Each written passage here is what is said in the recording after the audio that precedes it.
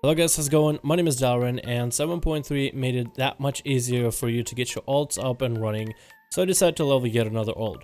Right now in 7.3 you can either spend a lot of your time on your alt grinding for gear, AP, and catching up before the next tier rating comes out, but you can also spend a lot of your time on your main or current character trying to work for gear and other resources that you can contribute towards your alt or your new main that you're trying to get up. Whether it be a new main, maybe just another alt, or just a first character, I wanted to make a video talking a bit about what I do with my alts now in 7.3. Last time I made a video talking about what I do with my alts in 7.2.5, and that video was pretty successful. A lot of you guys found it useful, so I decided to do another one for the patch 7.3, as it brings us Argos and a new method of gearing up our characters. So far I spent about 3 days, not even full 3 days worth of hours on that character, mostly about 2 hours, 3 hours a night, just doing things here and there, and I end up making a lot of progress. Also recently I got to level a fresh brand new character on EU, and there are some differences between an alt and a fresh first character, so I'll be able to include all that information here in this video. I hope you enjoy this and I hope you guys find it useful, so let's get on to the video without further ado. Now there are a few things you should know as soon as you get to 110 in patch 7.3. First things first, they changed how AP research works. Now instead of having to wait to catch up to everybody else and farm some meaningless resource, with 7.3 you are right then and there with everybody else on research, making it that much easier for you to catch up through all your AP, catch up to all the necessary traits, and start pumping all of your AP endlessly into concordance, as fun as that sounds.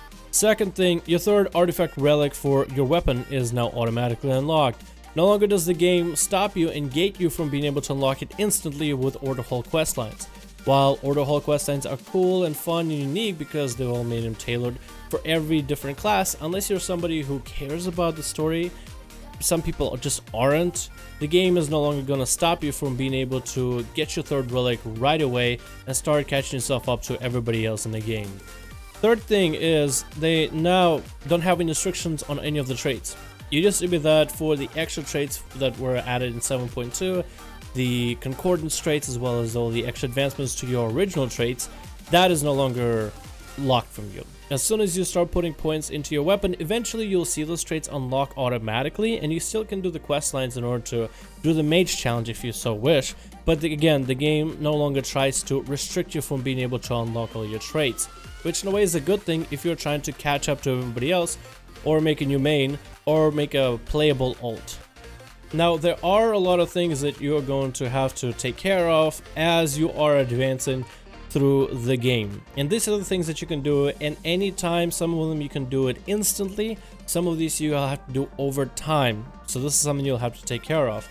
First one, advance your Order Hall upgrades. Your Order Hall upgrades include a lot of things like doubling your AP at a chance, giving your followers and minions higher chances to complete missions, which of course can give you gold, they can give you resources, they can give you AP as well as experience and reputations with different factions, which are probably going to be pretty necessary. So being able to advance your Order Hall resources is going to be very, very important, as well as being able to get a trait for double legendaries, which is always nice. You'll have to farm Order Hall resources in your free time, or if this is your alt, you can simply spend Bloods of Sir Garrus on packages to send to your alt and use those packages to unpackage yourself some Order Hall resources in bulks. So then you're no longer having to worry about Order Hall resources and you're squared away. Second thing to accomplish, probably the first thing off as soon as you get to 110, you'll get some AP real quick for your weapons.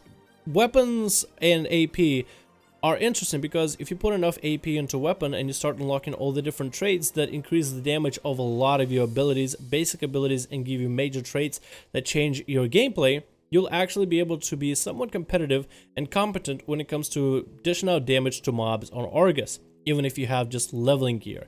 Your weapon is a good chunk of your gameplay, so the faster you can put some AP into that thing, and the faster you can get as many traits as possible into whatever spec of choice, or one into every spec, the better. What I did first things first is found some easy to do AP traits. When with flying I was able to fly off to the areas where there's not too many mobs, complete the quests, and I got a big chunk of AP for every single one of my weapon in case I was gonna change my spec down the line. Maybe I would want to go Blood DK because this boss is really tough, and while it might take me an hour and a half to kill him, at least I won't die. Or sometimes I want to go Unholy so I can spread the damage. Maybe Frost because I feel like it just deals better single target damage. So you want to give yourself some options unless you have a spec that you want to commit into, and then you could just dump all your AP into just one spec. The third thing is look out for relics. The faster you can get some kind of good relics into your weapon, and you'll have different varieties of relics from iron, blood, fire, shadow, frost, whatever your weapon needs. The faster you can get some relics into your weapon, the faster you'll buff up and beef up your artifact weapon, as well as give yourself an extra point to some of the traits. The weapon itself, for most of classes, is a significant damage increase. For some classes more than others, but they're making changes in 7.3, so that weapon increases that are going to be with the Netherlight, Shard, Netherlight, Crucible, which is another system you'll eventually get to. They're making a bunch of your classes and specs that don't have a weapon increase for your specialization a little bit stronger. But still, regardless, getting a third relic, which means an item level increase, flash stats to your weapon, and most specs work off weapon in one way or another. So getting third slot and all three of them slotted and advanced as soon as possible is going to be helpful for you in the long run as well. And the last thing you will want to do is complete Argos storyline for further upgrades. The faster you get through the Argos storyline, which can be a little bit daunting and challenging because as you progress into different areas, especially Mechari, you'll have a lot more challenging mobs and a lot more deadly enemies everywhere and a lot more rares that are just right around the corner about to slam you down for having no gear. Now, completing that area is going to be crucial because the faster you can get through the area, the faster you can get to unlocking other rewards and Netherlight Crucible and the basics of the zone, which is basically where you're going to hang out in for the most part, and on Argos. And you can do it kind of in your own time, but the faster you can get through it, the faster you can start doing some of the basic things to get you some gear. Now let's talk about the order of things that I did in terms of priority list once I get to max level. This is going to be from, I'm going to talk about the basic characters, like the very first character start and stuff, to ults or maybe like a new main, just the most efficient way that I found when it comes to getting a character caught up. Now, when I was leveling my mage on EU, once I hit max level, there were a few hurdles, and this is going to be particularly for new characters. One of those hurdles is going to be to go back to every single zone and attain at least friendly with every single one of the factions, and eventually unlock the Surtremer questline and get friendly with those guys as well. You will have to do those before you can unlock any of the world quests, which are a good chunk of your experience in the game.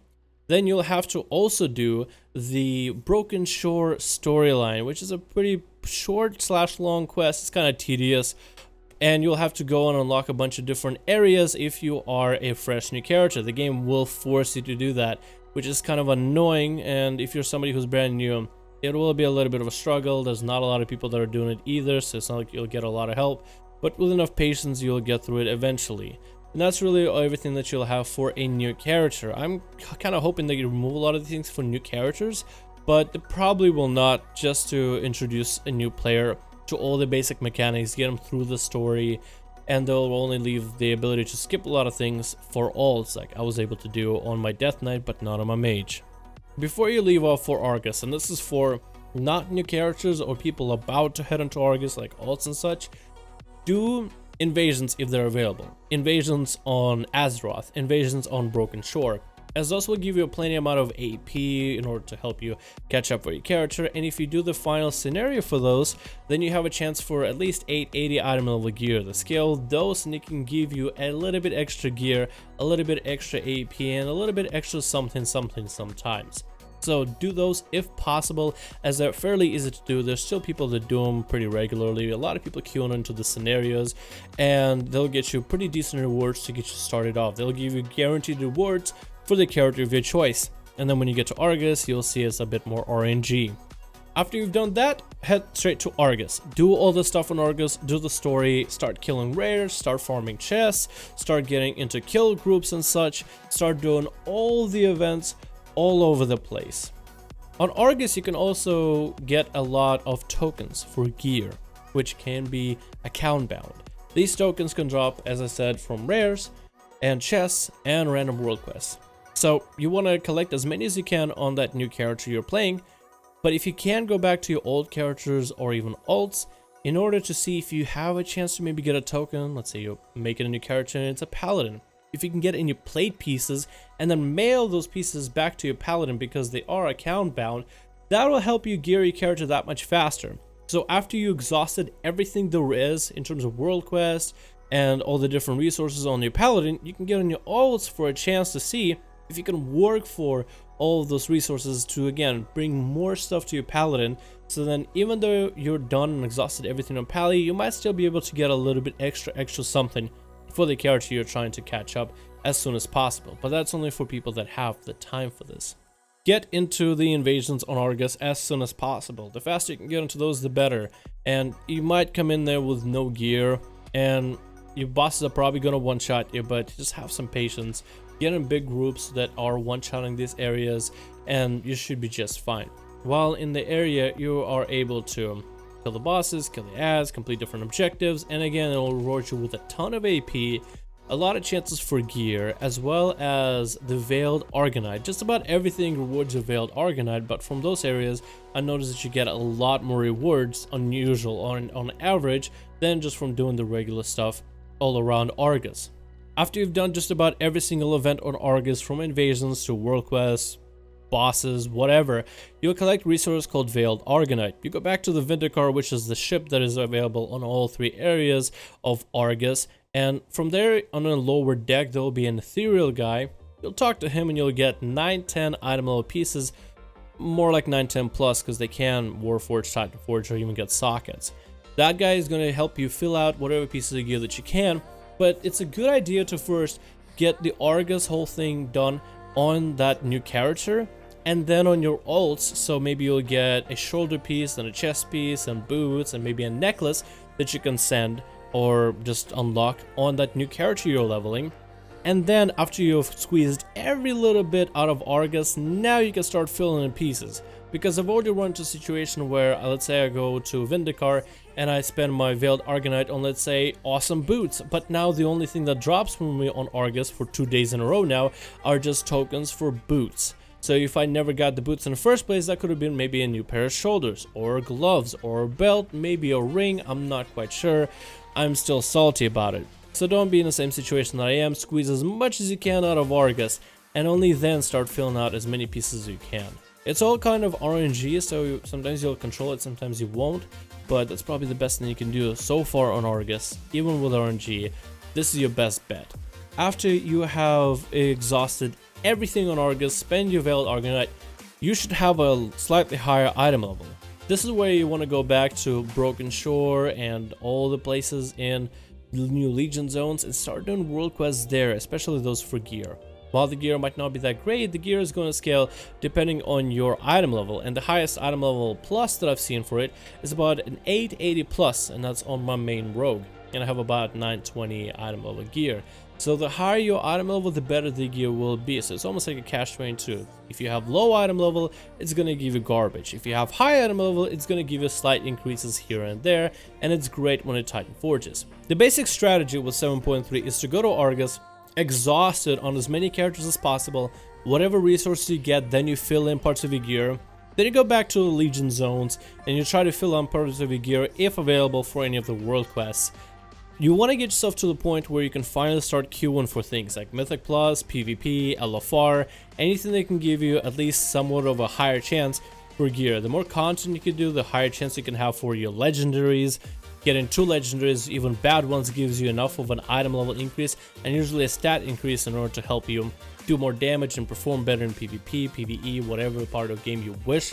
And being able to queue into LFR, Mythic Plus dungeons, PvP will allow you again more chances for gear. So it's again catch-22 system.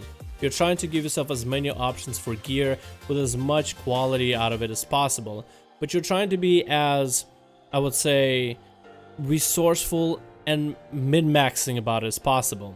On one hand, you could just do world quests on the Legion zones without having to go to Argos and collect like 830, 815, 820 item level pieces and just do that over the next period of weeks, just collect gear little by little.